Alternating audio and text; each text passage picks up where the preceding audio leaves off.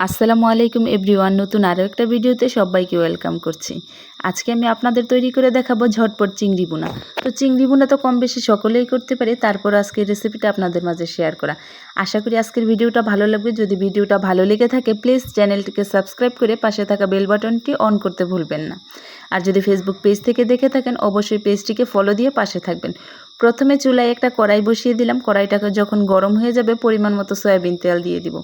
আর দিয়ে দিব 1 কাপের মতো পেঁয়াজ কুচি। তবে চিংড়ি ভুনা করার সময় পেঁয়াজ কুচির পরিমাণটা বেশি দিলে খেতে একটু ভালো লাগে, তো কম বেশি করে দিতে পারেন। তবে আমি যেহেতু একটু চিংড়ি ভুনাটা একটু জুসি টাইপের করব, সেহেতু পেঁয়াজের পরিমাণটা একটু বাড়িয়ে দিয়েছি। আর 3-4টার মতো কাঁচামরিচ মাঝখান থেকে চিড়ে দিয়েছি। আর অল্প একটু লবণ দিয়ে পেঁয়াজটাকে একটু ভেজে নেব, যাতে করে পেঁয়াজটা তাড়াতাড়ি নরম হয়ে যায়, এই কারণে লবণ দিয়েছি।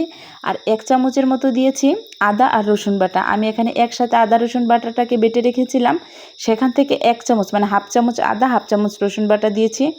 তো চিংড়ি মাছ ভুনায় খুব বেশি মশলার প্রয়োজন হয় না, অল্প করে আদা রসুন বাটাটা দিয়ে একটু ভালোভাবে নেড়েচেড়ে ভেজে নেব। আদা রসুনের কাঁচা গন্ধটা যখন চলে যাবে তখন অল্প পরিমাণ পানি অ্যাড করব। আর এর মধ্যে দিয়ে দিব হলুদের গুঁড়া, মরিচের গুঁড়া, ধনিয়া গুঁড়া। এই মশলাগুলো দিয়ে খুব ভালোভাবে নেড়েচেড়ে মশলাটাকে আমি কষিয়ে নেব, যতক্ষণ পর্যন্ত না মশলা থেকে ভালোভাবে তেলটা ভেসে আসছে।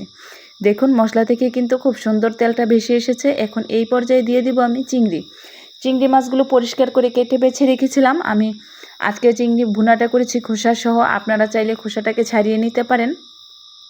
তো খুব ভালোভাবে চিংড়িটাকে একটু সময় নিয়ে কষিয়ে নেব। তবে চিংড়ি ভুনা রান্নার সময় কিন্তু খুব বেশি সময়ের প্রয়োজন হয় না, অল্প কিছুক্ষণ সময় 5 থেকে 6 মিনিটের ভিতরেই কিন্তু চিংড়ি ভুনা কমপ্লিট হয়ে যায়। 1 থেকে 1.5 মিনিটের মতো ভালোভাবে কষিয়ে নেওয়ার পর আমি অল্প পরিমাণ পানি দিয়েছি। যেহেতু চিংড়ি ভুনাটা একটু জুসি টাইপের করব, মানে পানিটাকে একেবারে শুকিয়ে নিব, সেহেতু আমি এখানে অল্প পরিমাণ পানি অ্যাড করেছি। এখন ঢাকনা দিয়ে ঢেকে কিছুক্ষণ রান্না করে নিচ্ছি। দেখুন ঝোলটা কিন্তু একেবারে শুকিয়ে গেছে আর উপর দিয়ে কিন্তু তেলটা ভেসে এসেছে।